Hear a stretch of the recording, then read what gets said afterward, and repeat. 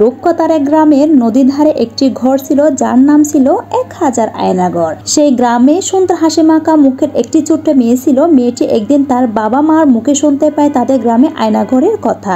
এর আগে মেয়েটি কোনো দিন ঘর থেকে বের হয়নি, সে প্রকৃতি দেখেনি কোনো বাস্তবতা। তো সে একদিন চিন্তা করলো যে ওই আয়নাঘর দেখতে যাবে, কিন্তু একা একা যেতে সাহস না হওয়ায় সে তার সমবয়সী আরেকটি মেয়েকে সাথে নিয়ে গেল।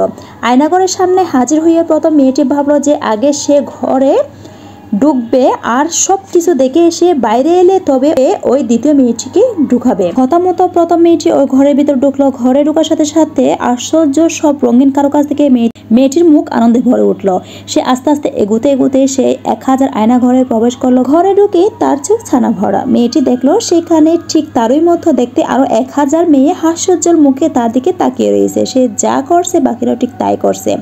মেয়েটি এবারে সবকিছু দেখে অনেক মজা পেয়ে বাইরে চলে এলো এবং তার সাথীকে সব ব্যাপারে খুলে বললো এবং বলল যে এমন সুন্দর জায়গা আমি আগে কখনো দেখিনি, সুযোগ পেলেই এবার থেকে আমি এই জায়গায় চলে আসবো। সব কথা শুনে এবারে দ্বিতীয় মেয়েটি কিছুটা ভয় মন নিয়ে ঘরের ভিতর ঢুকলো। ঘুরতে আতঙ্কিত মনে সেও এবারে সে 1000 আয়না ঘরে প্রবেশ করলো।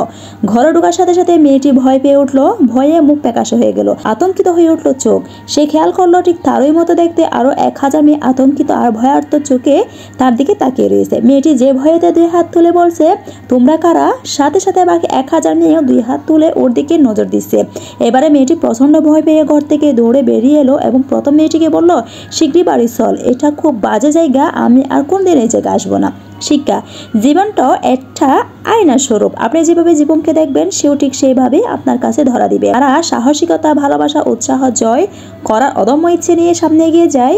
জীবন তাদের কাছে অনেক সহজ, আনন্দময় হয়ে ধরা দেয়। কিন্তু যারা ভয়, হতাশা, মানসিক আবসাদ নিয়ে সামনে এগোতে চায় তাদের চোখে সাফল্য যেন মরীচিকা।